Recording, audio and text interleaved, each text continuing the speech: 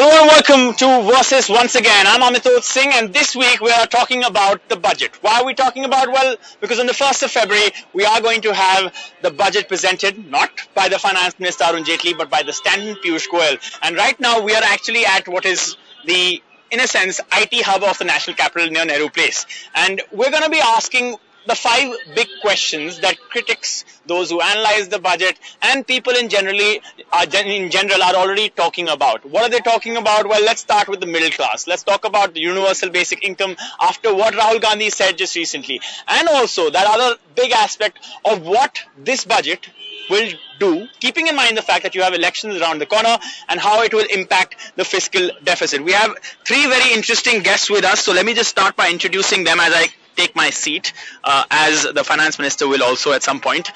With me is Radhika Kapoor, Senior Fellow, International Council for Research on International Economic Relations. If that is too much jargon for you, she's basically an economist who is with a think tank. Suhail Goyal, who's a chartered accountant, has been associated with the world of finance for a long time. And also right here with me is Anil Antony, who is not just an economist, but he's also A.K. Antony's son. So you already know which side he kind of leans.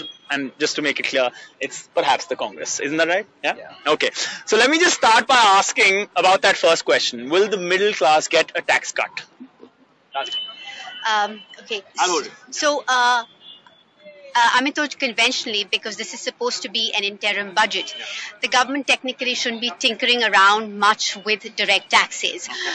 So, we probably shouldn't be seeing any change in the direct tax structure. But given that we have an election which is due, this is going to be a budget which is going to be loaded with policy intent. It's going to have everything that the government can put in it to woo the voters. So we can definitely see expect to see some kind of changes, increases in exemption limits, the exemption limit to ATC. But having said all of that, even if the government were to go ahead and do these things, whether this would actually fructify and convert into anything tangible on the ground is the key question. But is it really about that? This is about the elections around the corner. They don't really, I mean, I'm sure they care about it, but that's not priority right now. Well, it is about the elections around the corner, and I think the public is smart enough to realize that what is being announced with the intention of simply wooing voters, and what is it that will actually translate into something tangible. Because if you change the taxes, then they'll anyway apply only from next year, and once you have a new government in place, you don't know whether it'll actually go ahead and follow up on any of those changes. And I think most people realize that. So it's more an intent document. Okay, interesting. Okay, so I think everyone agrees to the fact that there's going to be something for the middle class. I think all 3 of us agree to that, correct? The question is it going to be 3 lakh from 2.5 or is it going to be 5 lakh, the tax slab?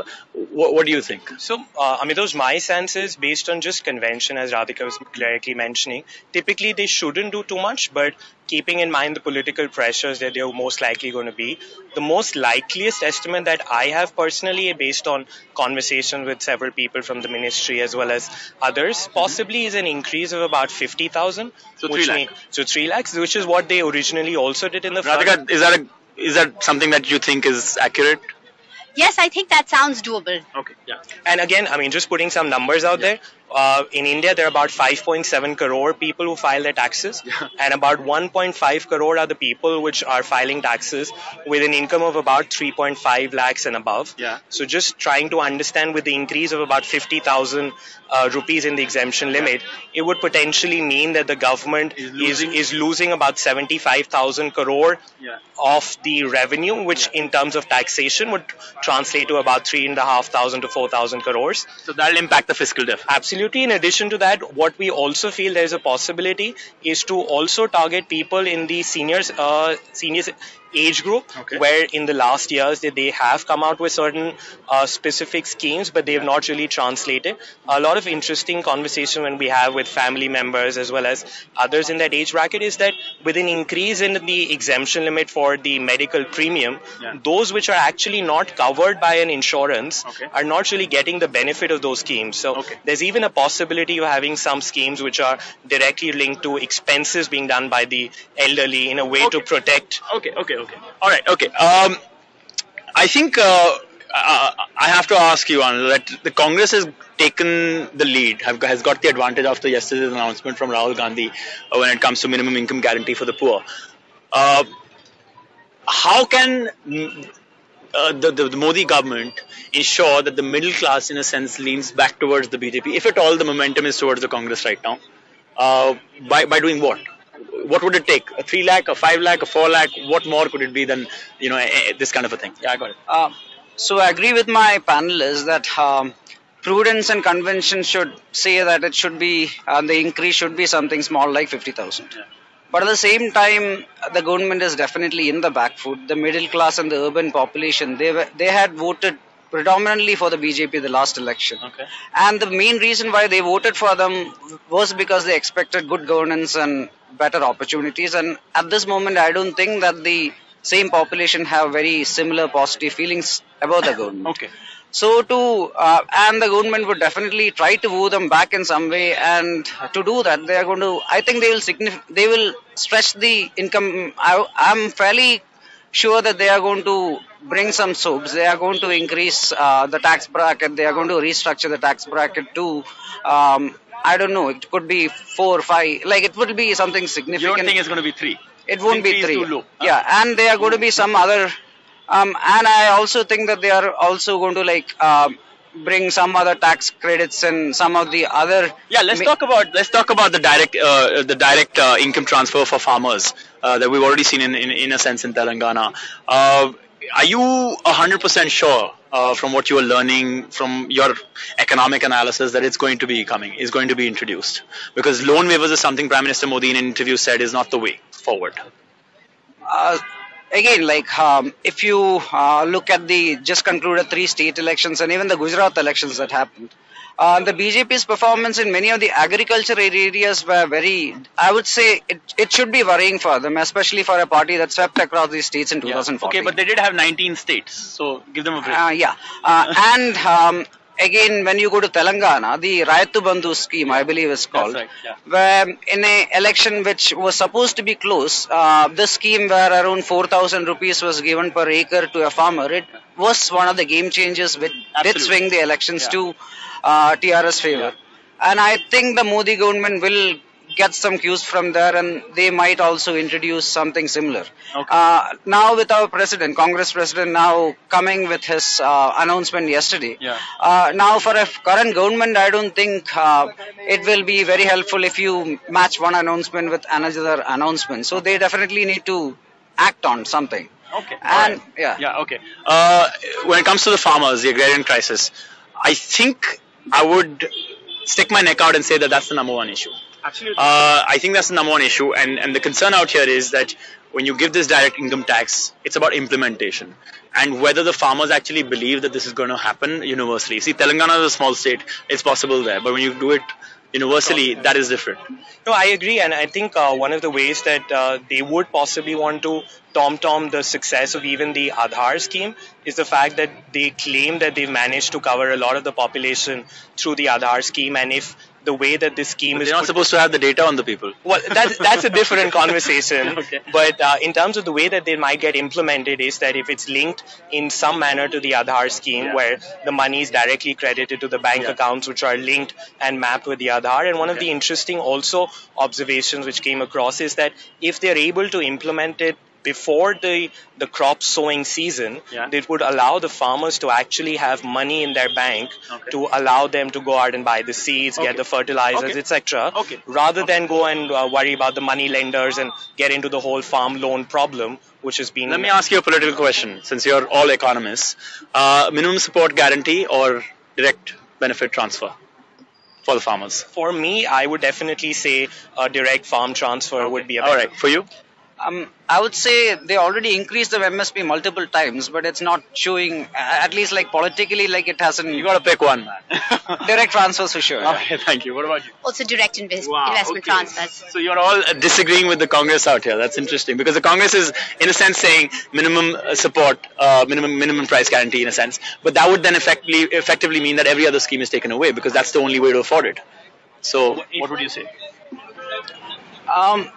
Again, I wouldn't say I would disagree slightly there because for example in direct transfers could you elaborate on what you? So what I'm saying is that I mean, when you say minimum income guarantee, see, if the Congress has already promised, Rahul Gandhi has promised minimum income guarantee. So that means that he is not in favor of direct income transfer I for was actually farmers. making a distinction between the MSP increase and the direct transfers, where I was that saying was a that. separate issue. Okay. So what is your take on this? So what is going to be that SOP for the farmers? Is it going to be direct income tax transfer? Sorry. So, agriculture is, to my mind, going to be the big issue here because agrarian distress has, dominated all other economic problems. And it's so closely connected to the jobs. It's very closely, and I'll get to that as well. But following up, the election results that we've seen in the last 3 straight elections, they're very agricultural states, and the agrarian distress that they have gone through, the depressed farmers' income. So definitely there is going to be a package for the agricultural sector. I'm glad that it's not going to be about loan waivers because the agricultural problems are so deep-rooted and structural that they cannot, in fact, be addressed by loan waivers. And in any case, when you have loan waivers, you are only benefiting those farmers who have access to institutional credit. Whereas you know that most farmers are basically small and marginal farmers in the Indian context. So when we talk about the conversation of a direct income transfer to the farmers, we're all talking about the Telangana scheme and the Kalia scheme, which is there on Orissa. Now, these schemes appear to be doing well, at least at this point, in their respective states.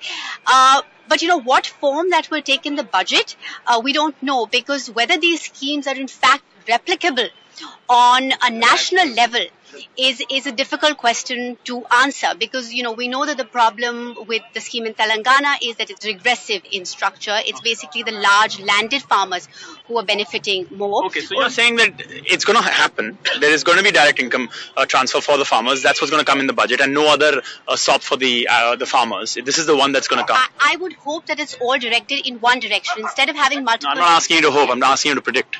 Yes, I think so. It would be the logical thing to do, to my mind. Okay, but then you say that. Okay, let me ask you a counter to that. And the next question is, but then do you choose universal basic income, since what the Congress has done, Rahul Gandhi's promise? Is that also going to be there? Which of the two is the big SOP? I wouldn't choose, and I think they're complementary. They're not substitutes, because one, you have to understand that there is a problem with agrarian distress, so there has to be some kind of support for the farmer in this situation. You give him that investment support, maybe do away with other input subsidies, which of course is challenging to do in a politically charged environment when your elections are a couple months away. But the idea of the universal basic income is basically a different conversation. Now, this is a conversation which is now happening globally, because as we're seeing rising inequality, we're seeing stagnation in wages the world over. There is fear that technology is going to come in, take away jobs, create more problems of joblessness. There's job displacement which is going to happen. So we're having this conversation about how do we guarantee a minimum income for people. So that is a different conversation, and of course the time for that has come in India as well. My point out here was simple, that at a time when the Congress has leapfrogged the BJP and made it very clear that we are raising our hand and we'll say we are giving you minimum income guarantee. Now the BJP in its budget, if he comes around and gives the same thing, it will look like they've just done what the Congress, and Congress say, well, we introduced it before them in a sense. So they're going to have to come up with something different. But will it be as reassuring as a minimum income guarantee, at least how it sounds? No, again, I think we're all in agreement that some variation of it might have to come through. But not the same thing. But not the same thing, just because of the fact that the credit would entirely go to the person who's kind of announced it the first. Rahul Gandhi. which is Rahul Gandhi, absolutely. So, in some manner, it needs to come, whether it is coming through as a UBI scheme, or in some manner increasing the subsidies, or in some manner complementing their income by having some different forms of loan subvention or interest subvention. You're not making a prediction either. It's very hard to say. Your prediction? They are going to go for a direct transfer if they want to get electoral gains out of it. Okay, all right. But which gets more electoral push? The minimum income guarantee or the direct income transfer for farmers? That's the big question. See, again, it depends on first of all, when you say in a universal basic income, if you are really defining it, No, we're not talking about universal basic income. There's a difference between minimum income guarantee and universal basic income. We're talking about minimum income guarantee versus direct income transfer for farmers. What is politically more rewarding? I would say it will be the minimum income guarantee because it is. So then why will the BJP do this in the budget? Why will they give the direct income transfer? That's the big question. Like, where is the money going to come from is also a question. Okay, all right, okay. We need to take a short break. I'll let you guys ponder over those tough questions that any economist will find difficult to answer, and a journalist can just throw at an economist without thinking about it because I don't have to answer it. So we're going to take a short break. You're watching Versus. We are talking about that specific aspect of what are the 5 big questions we are looking ahead to when you think about the budget. Some of those tough questions, particularly after you've had Rahul Gandhi going out there onto the field and batting first and perhaps even hitting a 6. We'll be back. Don't go anywhere. You're watching Versus.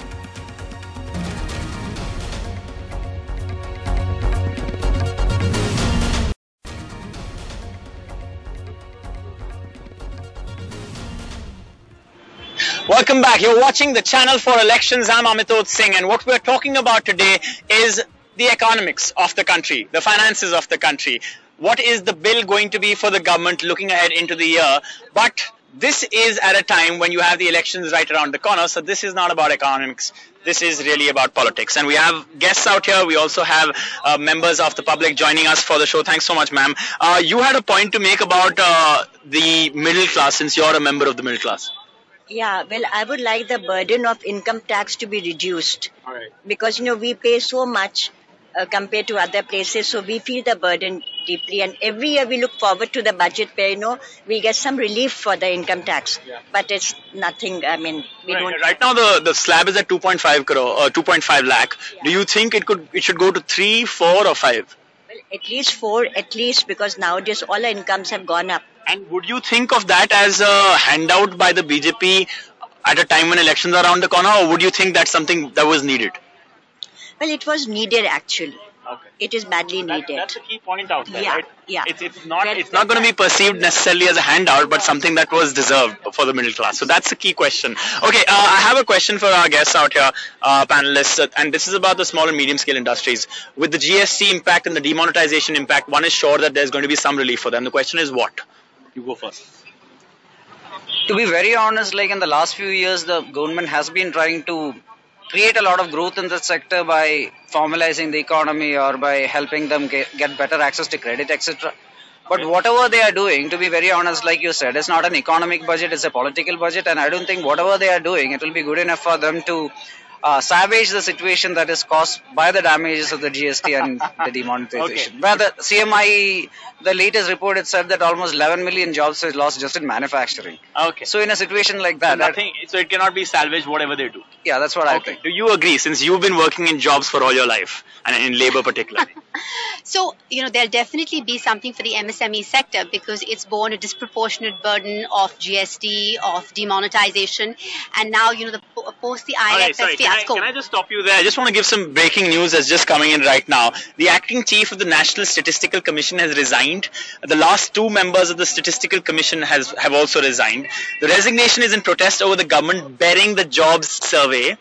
The jobs report has been buried for 2 months. That's the question we're asking. That is what it's looking like. That's what's apparent.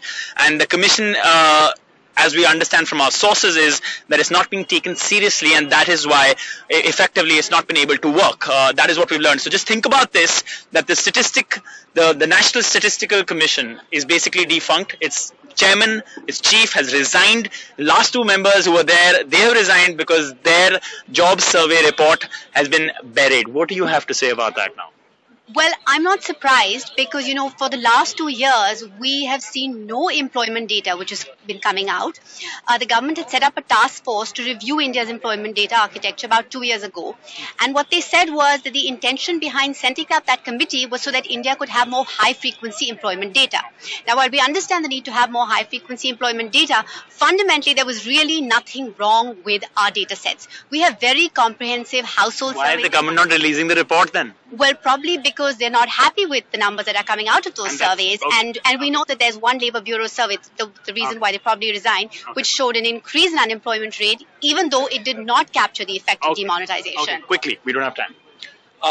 On the MSME question? Yes, on the MSME and the jobs aspect. Okay, so the MSME sector is obviously disproportionately borne a brunt, but the government has already started taking a lot of steps with the increase in the threshold limit of GST from 20 to 40 lakhs. Unfortunately, that's going to kick in from next year. Okay. But the few other steps which I personally feel they would come through is that they'd made a promise to reduce the corporate tax rate. Will that happen?